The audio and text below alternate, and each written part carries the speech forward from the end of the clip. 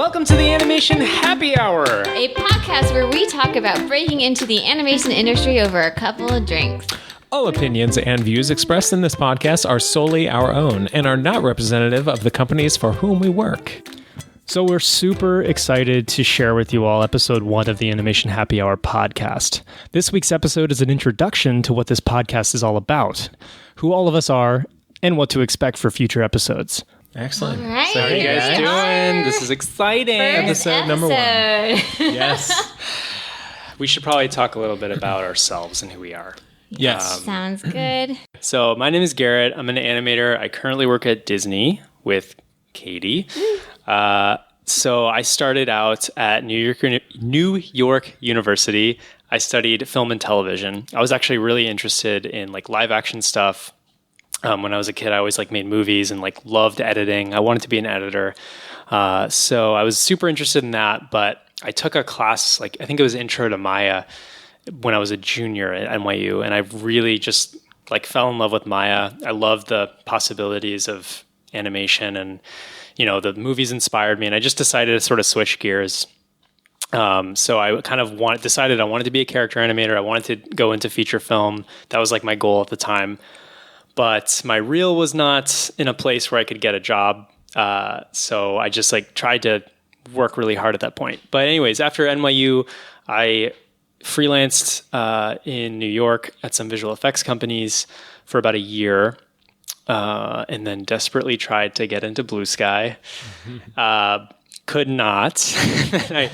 But then I moved to the West Coast because I thought, LA there's a lot of studios, there's a lot of opportunity. So I went to the West Coast with my girlfriend. We did not have jobs at the time, and we just looked for anything we could possibly find. And I got a job at a video game studio as an animator, which was really, really awesome. It was a good experience learning that pipeline. And that was for about 11 months. And then during that time, I took a class at Anim School, and I really focused on, getting my reel to be in a good place. So I did a lot of different exercises and stuff. And there was a job opening for Dreamworks, I noticed. It was an animation technical assistant job. And that was really interesting to me because in feature film, there's so few junior level opportunities for animators. It's really hard to get in if you're not a senior level person, as you know, Katie, because you got in with the apprentice program. So I was like, oh my gosh, animation technical assistant. This is so cool. And it describes sort of what I was doing. You had to know animation, but you also had to know rigging and kind of generalist stuff. So I was like, okay, maybe I should kind of go for this. And I applied. And I was very fortunate to get in and felt like a sort of my big break into feature. I got to know all the animators at Dreamworks. They were super amazing, and all the artists at Dreamworks in general. And it was a great opportunity to learn the pipeline, to help the department with the rigs and everything. And yeah, I worked hard, made another reel with the help of all the talented artists there, got promoted to animator, and then I'm now at Disney, and I met Ben at Dreamworks. Ben was one of the first hires after a very long hiatus of no new some hires. dark times at DreamWorks, unfortunately. Right? Yeah, but it was exciting when Ben joined, and yeah, then now I'm at Disney and working with Katie. And all is well. It was right around when you were promoted, right? When I joined? Yeah. It was a couple months before. Or yeah, something I was promoted a a couple of months before. And we worked on How to Train Your Dragon 3 was the movie, right? Nice. And then Abominable. Yeah. And we stole you away. Stole him. That's right. Yeah. It happened. Yeah. Could not resist Anna and Elsa. That's right. Frozen. Anyways, but enough about me. So my name is Katie Lowe. I am currently an apprentice animator at Disney. So I just got my first 2 shots in on Frozen 2 ever. OMG. But it's been a long journey to get to this place. So I will start back at college. I went to Harvard and Sorry. Harvard. I went to Harvard and I was pre-med until I wasn't the best student and I got a C on one of my orgo exams and was like, oh wait, I hate being pre-med. This is the worst. I want to do something else. And then I thought really hard about it and realized that, like, what do I do in my free time is I watch animated movies and I love animation and wanted to dabble in it. So I took a couple of animation electives in college, which was enough to kind of just sort of change paths and decided at that point that I just wanted to do entertainment. And I didn't know how to specifically target animation. I was very clueless. I just kind of thought, oh, any job in entertainment is a step in the right direction. So my first job out of school was being an NBC page over in 30 Rockefeller, because it's kind of a neat program. I saw that picture you had on Instagram. Yeah. That was awesome. Yeah. Yeah, I had the whole get up, the suit with all the buttons and Nice. Just all like, that. what's his name from? Just like Kenneth, Kenneth, the page yes. in 30 Rock. Dang. Like a much more attractive Kenneth. Ben is my husband, so That would be so hilarious. Yeah. he's Like, the last to say that. Ben's kind of a creep. I was a page, and the page program, it's basically an entry-level program in the industry, and they rotate you around to different shows and departments, but it's a much better feeder program for news and live action TV and comedies, and I could tell that my heart was still in animation. So I actually, while I was in the page program, started researching schools and MFA programs, and then decided to go to the Savannah College of Art and Design for an MFA program, because it was one of the only programs where you didn't have to have any sort of artistic undergraduate major or an animation background. So I got in, fortunately, based on my very rudimentary elective animation I had done in college, and went there for a few years and specialized in stop motion actually while I was there. I dabbled in CG because there are certain requirements, but my main specialty was stop motion. And while I was there, I interned at Leica for a summer. And just kind of for job stability reasons, I sort of 180'd and pivoted into production management. And I was also I was genuinely interested in producing and being a producer someday. Mm-hmm. So I pivoted and I was a PA at Blue Sky for a bit. And then Ben and I moved to the West Coast, to California. And I became a PA at Disney, Walt Disney Animation Studios. I'm PA'd on Wreck-It Ralph 2. I was in the story department. Actually, I was in a lot of departments. Sorry. Hey, Wreck-It Ralph. Just got to load that up whenever I can. Buy the DVD. So I did 4 departments. I was in lighting, story, editorial, and tech Anna. Dang. But spent the majority of time in story. Wowza. And then right as I was finishing up on that movie, I could kind of tell over the year and a half that I was a PA that I wanted to get back into animating and missed animating a lot.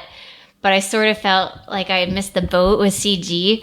So I was kind of having this debate. Should I go back to school? Should I take an online class? But then I got really lucky and Disney opened up their apprentice program internally, and they let internal candidates apply. And they were also open to stop motion and 2D reels. So I submitted all of my stop motion, and they took me. And the last 10 months or so, I've been boot camp learning CG and have been animating crowds and now shots on Frozen 2. So that's my long journey to where I am. Yeah. And That's great. I will pass it off to That's awesome. my husband. Yep. Hey, so I'm Ben, and I'm currently at Dreamworks. So I originally got into animation because when I was I was originally going to go the pre-med route. And when I was in high school, I had committed to a college. I went to the University of Dayton in Dayton, Ohio. And I was committed to that college and signed up under pre-med. But then when I was a senior there, a director from Blue Sky named Steve Martino came in and gave a talk about Horton Hears a Who, which is what Blue Sky was working on at the time. And he showed some play blasts and some artwork they had put together and just kind of talked about the process of making an animated movie. And I always really loved to draw and was kind of had an interest in that world. But then after his presentation, I was like, oh my gosh, this is the coolest thing ever. I have to kind of at least investigate this and, give it a shot. So I was very thankful for that, but also I was kind of dumb because instead of just like switching schools and studying animation or anything like that, actually Steve Martino had studied graphic design when he was in college. So I just thought, oh, okay, graphic design is how you get into animation. Like that, that makes sense to me. So I stayed at the same school and I was like, oh, okay, I'll just do graphic design instead of pre-med.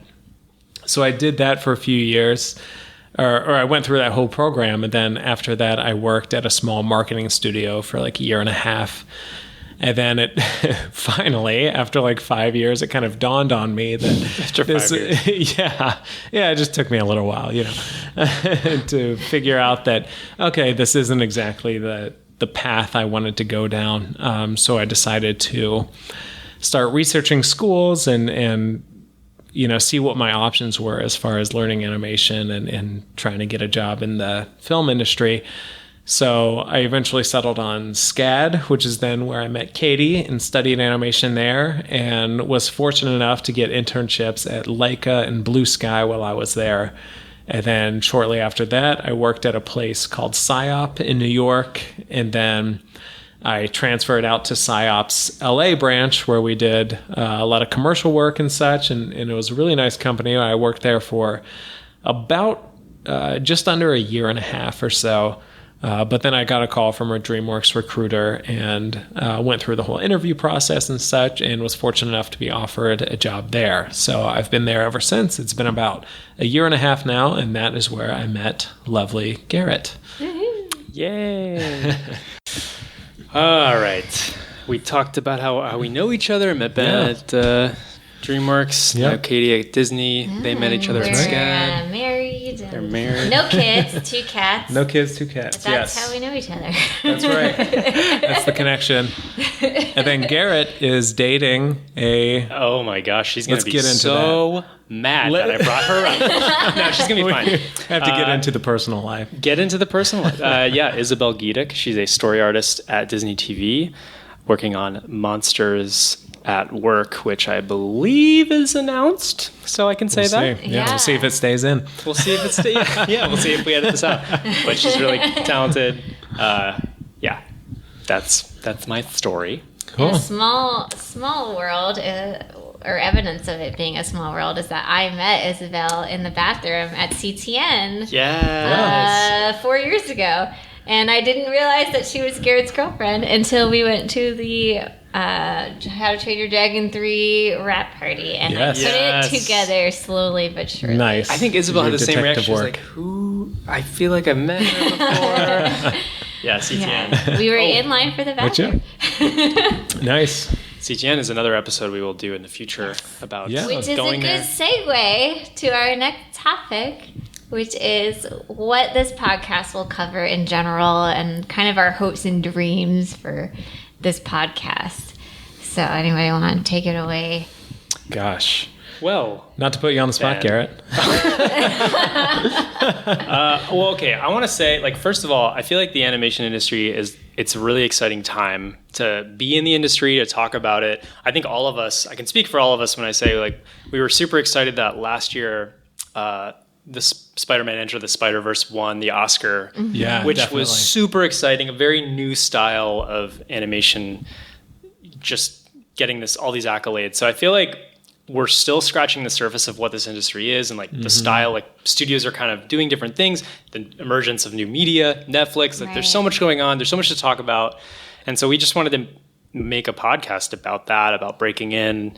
We're all pretty new to the newish to the industry, and like we understand the struggle of like we just glossed over our bios, but like what we're not telling you is the blood, sweat, and tears Yeah. that went into like, because it sounds all nice, like, oh, it was here and then I was here, but it's like it was hard to Right. Yeah. go through each point, so we understand that.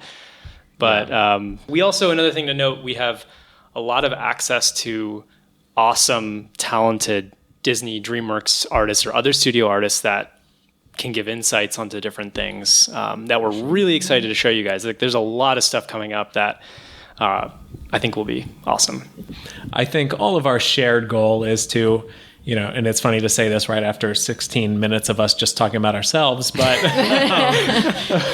we do want to definitely have this be a very utilitarian podcast where you can take lessons from this and kind of go forward and, learn from some of our mistakes. And Absolutely. There is so much that we wish we had known when we were getting started or even in school and as we started applying to jobs. So some sort of example topics that we are looking forward to covering right off the bat are like, do you need to know how to draw to do CG animation? Is there a job for you if you specialize in 2D or stop motion? Are those stable industries? Or how should I handle paying off student loans on my first job? The first job I get, like, what are the various financial packages and retirement plans and all that stuff that is so new to you when you just start out in the industry? We want to help you navigate that. Any other topics, like right off the top of your heads, you guys can think of? We're going to be talking about reels quite a bit too. Yeah. I know that gets covered a lot, but there's a lot of different philosophies on that. But yeah, I think of a lot of other real world things, like what it means to be a temp animator somewhere versus contract hire versus staff versus all that stuff. I know definitely when I was coming out of school and looking for jobs, I had no idea really what any of that meant. how much do animators make too? That's another Exactly. definitely. Yeah. We want to cover Salary. that stuff. We talk very openly about Wage that stuff. negotiation. We realized that, a podcast about breaking into the industry, it can slip pretty easily into being negative, where you talk about the blood, sweat, and tears and all your failures and how like it was so hard to break into the industry. But we really want this podcast to be super positive and fun, which is why we're all currently nursing like 3 drinks each. Not that we need those to be positive. I mean, hopefully we don't seem too drunk at the moment, but I know We're fine. I think we're all sporting a healthy buzz right now. So the next thing we want to talk about is just sort of why it's worth it to break into the industry, why we love our jobs, and just like inspire you to keep going and fight for it, and why you might want to listen to this podcast. So Take it away, Ben. Yeah. Oh my gosh. Yeah. Gosh. Well, I'll talk a little bit about what interested me so much in animation. I feel like a lot of times you hear stories of people saying like, oh, I knew from when I was 5 years old that I was going to be a Disney animator and blah, blah, blah. And I'm always like, oh my gosh, like that's amazing. And I'm like so jealous of that. But honestly, for me, it was a lot of little things that kind of pushed me toward animation. And it's still kind of the amalgamation of all those small things that keep me loving animation to this day, even when, things are really stressful or crunching at work. And that kind of keep it going through the rough times. And Hey, where's the horn? boom, boom, boom, boom. Sorry, guys. Continue, Ben. that means the podcast is continuing for a while longer. When you hear a new drink pop. We should. It's not a sound effect. That was I tried to do it away from them. It wasn't good enough. So for me, some of the biggest things that drew me into animation was that I really enjoyed drawing and the whole like art side of things, but I didn't really ever want to be just an illustrator, not just an illustrator. I mean, illustrators are amazing, but I just couldn't see myself doing only illustrations for the rest of my life. And, I didn't really have the patience for like 2D animation or anything, but I really loved that. And I've always been really, really interested in and passionate about acting too. Like I've always been just, I'm not like some amazing movie buff or something, but I absolutely love, theater and movies, and I love that animation had that as well. And then from my background in design, I do really like that world too, where you're kind of communicating a message through a visual means. And, you know, I just love that animation kind of combined all of these things, and that every movie you work on, or even every shot you work on, a lot of times you have to learn something totally new. You have to... It's like a puzzle. Exactly, totally. Yeah. It's all just problem solving the whole time. So it never feels like, even though with the way the studio works, you're sort of a cog in a machine, it never feels that way because it's such unique, creative problem solving almost every single day. And there are very, very few jobs where I think you can say that. You never get bored. Like, Yeah, it's for always sure. a new challenge. And you can, whatever interests you the most, you can always like dive into that more, and it'll help your animation. You know, if you're randomly like Katie and I kind of came from a pre-med background, and I know we both kind of love like looking into like the anatomy of different like creatures and people and stuff. The We're like, body mechanics. oh wow, yeah, like that can That's so really cool. help like influence our animation in the future. And then like you were just the other day, Katie was looking at like Charlie Harper illustrations of birds or something to like kind of help inform some like character designs for an idea she had and stuff. And then we were thinking of, oh wow, that's really cool. How would that, you know, move, and kind of looking at some motion graphic stuff to influence that. And so for me, I absolutely love that it touches all these different disciplines. And so you can kind of be a jack of all trades while still specializing very much in character animation. So for me, that is just endlessly exciting. And then also that, especially with CGI animation, there's just no limit to what you can do. And I mean, with all media out there, but it's create just anything. Yeah, it's so immersive, and you can literally take what's in your brain and put it right there on the screen for somebody else to see, and it's just as real to them then as it is to you. And that, to me, that is endlessly exciting and amazing. Like with How to Train Your Dragon, these, you know, crazy scorpion dragon hybrid things, but you see them on the screen, the Death Grippers, and they're totally believable. They and become real to the audience. They totally accept it. I'm not sure if that will ever not be amazing to Yeah. me. You know, there's just like, wow, this started as a doodle on a paper, and now it's this living, breathing creature on screen. So for me, that is so exciting. And that definitely super keeps cool. me going when things are tough. But yeah, how about you guys? Similarly, like what you just said, where animation's all about making things that didn't exist. Like one of the reasons I switched from kind of live action filmmaking at NYU to animation was when I started Maya, and like I think my first assignment was making a leaf, like literally modeling a leaf, and it was like, you know, to learn all the techniques of how to do that. It was really cool and just eye-opening. I was like, wow, I can literally I don't need to rely on actors or people on a crew where I have to pay them and like, you know, get everything together. Like I can do it all by myself. I can rig something. I can model a character and do all that myself. That's like really, really awesome about the industry. Like, yeah, like you said, you can make whatever you want and make it come to life. That was definitely probably one of the reasons I gravitated towards animation in general. There's just limitless possibilities, honestly. Yeah. And was there ever like a flashpoint, like movie or occurrence or something where you were like, okay, I have to do this now? Or was it more just kind of everything? It was over more time? everything over time. Yeah. Like I never saw a movie and was like, oh, I want to do this 100%. I loved like Toy Story and stuff. I remember being really interested in CG. When I saw that, I was like, what is this cool technology? But I think for a lot of people, I hear this a lot where you don't realize that that's like a job for, you're like, Right. you think it just exists. And then you're like, oh no, people do that.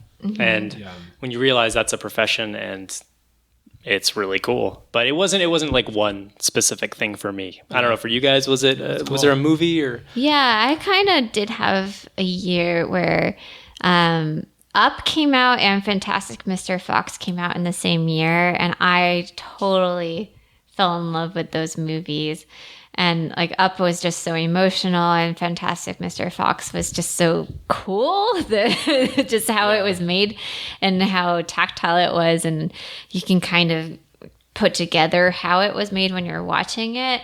And I, like you guys, I was so impressed with just, you know, the ability to make a world and live in that world, and how animation helps us suspend our disbelief because you're just so much more immersed in that world and those characters, and there's no part of you that's saying like, oh, this is an actor and I know what they're like in real life. It's you believe in these characters, and there's a certain universality to animation that I've always been really attracted to, where the characters don't even have to talk. They can be totally pantomime, and they're, the animation could not have dialogue, like WALL-E or a lot of Toothless the too. Yeah, So Toothless, addicting to look at. Gromit from Wallace and Gromit, like all these characters that don't talk, but we love them so much and we know exactly what they're thinking and feeling, which I think is just so beautiful and wonderful for the world. If I get really, a little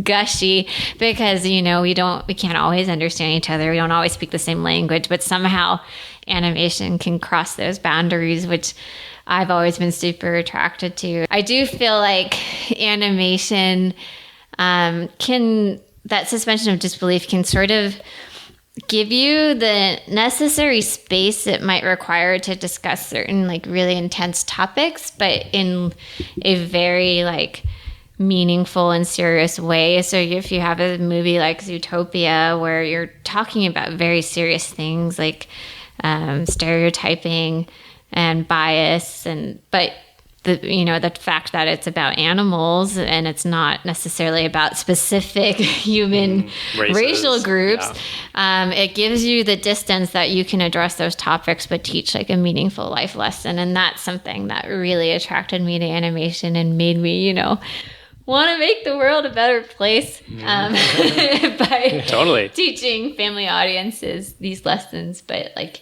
in a way that doesn't necessarily hit you over the head or isn't too serious that it turns people off.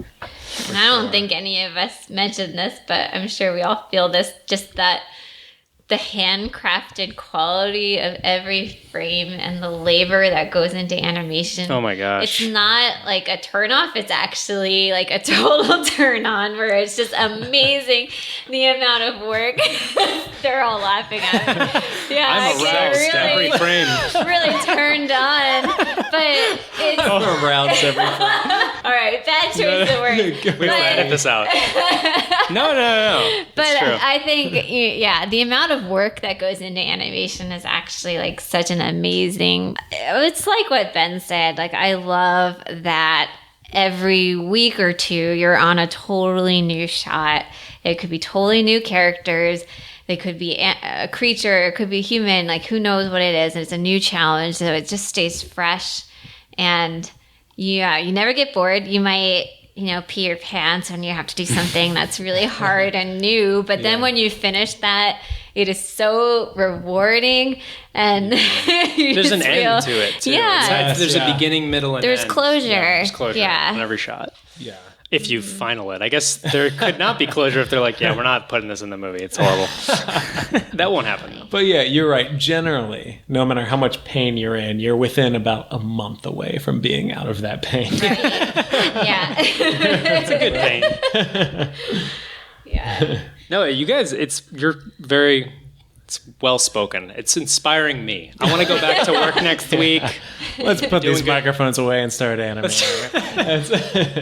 No, it's Yeah. really good. If you're like a forever student, this is the perfect industry for you, because you will never stop learning. You will never feel that you have mastered everything.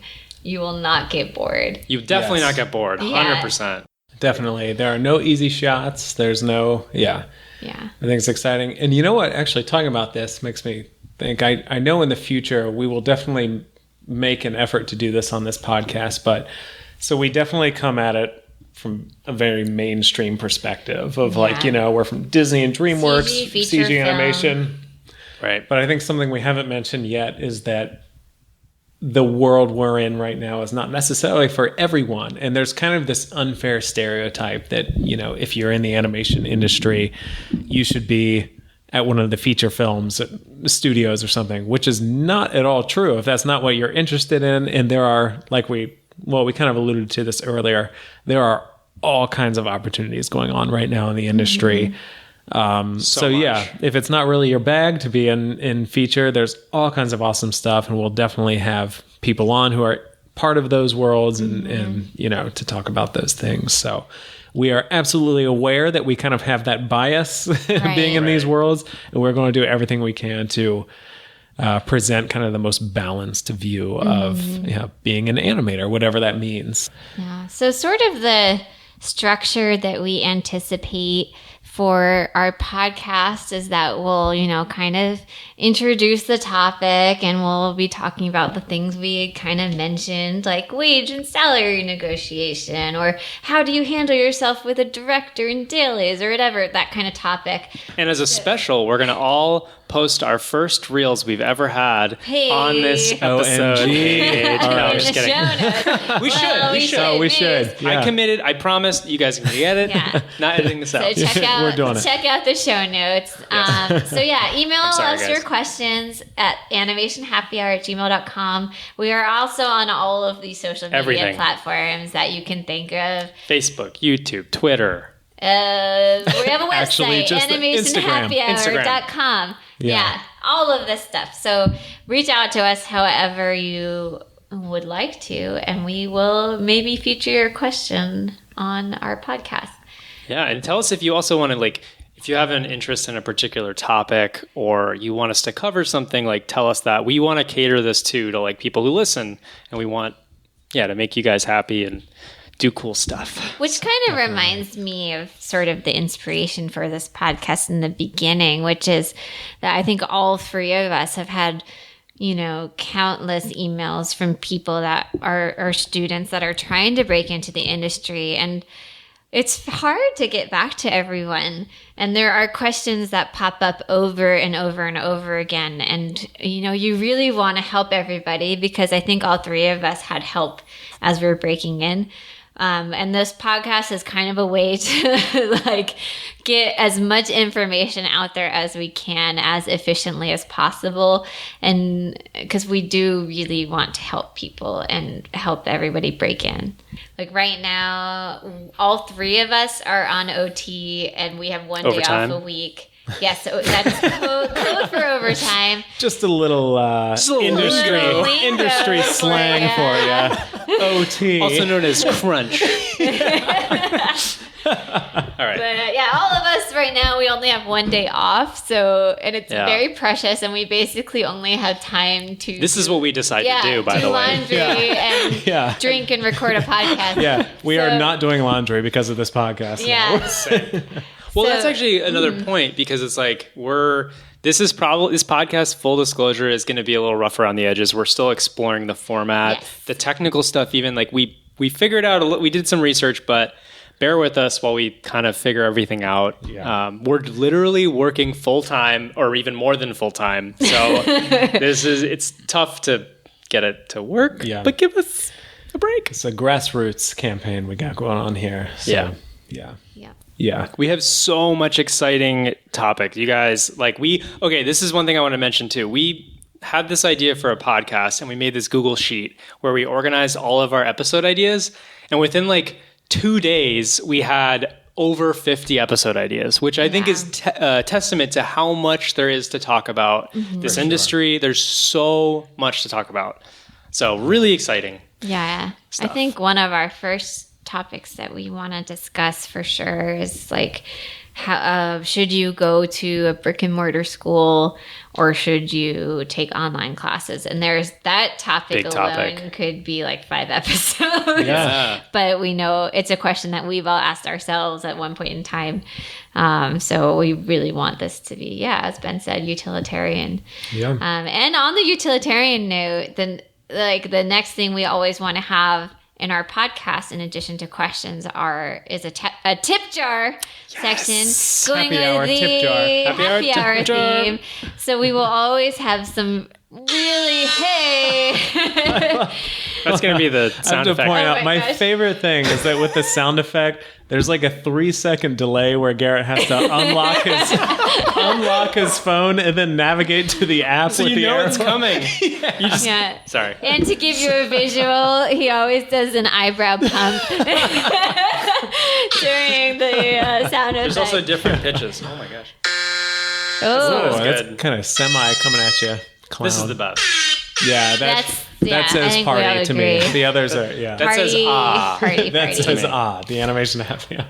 Yeah. So on the tip jar note, we always want to give a few really direct and straightforward tips Can take on away. animation. I remember when I was learning animation, I just craved really straightforward advice that was like, okay, here's a hard and fast rule that I can like always adhere to, or here's something that like I will always remember. Like, oh, when you're opening a hand, like the index finger will always lead and the pinky will always follow. And when you're closing a hand, the pinky will always lead and the index finger will always follow. So those sorts of tips we will work into every episode. Are we doing that this episode? Maybe. That Do was you kind guys of write have it down. one? I have Hey. plenty in my head. That was a little one right there. That was a little one. And That we was should good. caveat everything with like most of the time. Yeah. But We work in an industry where there's almost no absolutes, but yes, these will very be very true. good. General rules of thumb. And yeah, I think with what Kate was saying, as she said, we know there's so much in animation that is super subjective, and it's like, well, you could do it this way, or could do it that way. That I think for us, we're all fairly pragmatic people, so it's like a breath of fresh air when it's like, hey, you can just kind of do this no matter what, and it will like always be true, and it's a great little tip to live by. So we'll also definitely kind of try to include those in every. I got a super quick one. super quick. Tip jar. Tip jar. Tip jar Maybe number we 2. should like teen or teen. something. Do we? This We is the don't have sound. Credit. It's kind of like Nice or toasting, but anything. maybe this. On Maybe the, this. Ding, ding, Hell Oh, ding. that yes. was perfect. That's it. I don't even do the tip. Thank you to Katie Lowe, our sound designer. My tip, my what is it? Tip jar tip. Spinal tips. That was the alternative. No one knows this is spinal Alternative tap. names. Okay. Tip is, if you can, flip your animation, like mirror it. So you see your animation flipped and kind of like inverted. Horizontally. Horizontal flip. It's hard in Maya. I have a script on my website that I like made to kind of do it, but basically you flip it and then you can see your animation in a new way, and you'll see things that are wrong with it that you didn't see before. You'll basically see flaws. It's like a fresh look at your shot. I do it all the time. I did it at Dreamworks all the time because it was super easy and their I software. have found it's terrific for. All of a sudden, I'll be like, "Oh wow, my character's a little off balance." But I've just been looking at it from this specific Right. angle the whole time, and then you'll flip it, and you're like, "Oh my gosh, it's clearly wrong." And it's this really great, quick way to do it. super quick. And real quick, Garrett, you should totally plug your website where they can find that script if they Yes, want it. now I need to fix it because it's a little bit buggy, but I'm going to fix it by the time you guys hear this. GarrettAnimates.com. If you go to the rigs and script section, you will see a plugin there for this tip, where it basically duplicates your camera and then scales it to -1 and X. So it makes like a new mirror cam. But yeah, I'll have that fixed for you guys. I like that your website is a full sentence. Garrett animates. Yeah. And it's just so we all know, we can put a link to it, but it's Shownotes. GARRETT. Yeah. Animates. That's the way to do it. There you go. Is it a good time to bring up our real review lottery? Yeah. Let's do it. Let's do it. Let's do it. So basically, we're running a lottery. And if you rate us on iTunes and send us an email with like a screenshot or something, just proof that you actually wrote a review for us, we will enter you into a lottery to have your demo reel reviewed. And Yeah. this is totally open to all disciplines. We know we're all CG animators, but we have friends in all of the various parts of the pipeline and in other parts of the industry too, not just CG feature animation. So if you specialize in something else, say it's storyboarding or modeling, something like that, we will find someone who's a little bit more Experienced in experienced in that arena.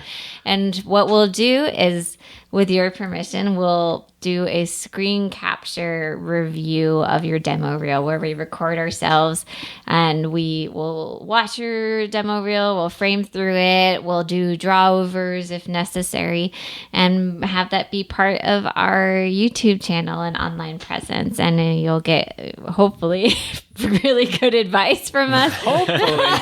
Really catered. Let's just say good advice. We'll do our best. But yeah, we hope that's, a fun incentive to give And we'll us be nice reviews. about it.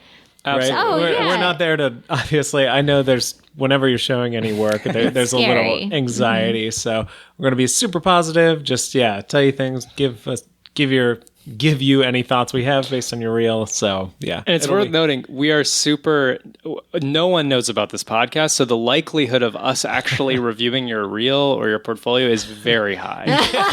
So now is the time. You have, percentage-wise, you have a great You have a 50% really shot. good chance, yeah. So do it now while it's early, because later, when we get so big, it's going to be... The ratings are the first thing that anybody sees when they look up a podcast. So it really helps us if we have a high number and a high number of good ratings. Yeah. Yeah. And with that, we are coming to the end of our very first episode of the Animation Happy Hour. This has been Garrett, Ben. and Katie. thanks for listening, and... Happy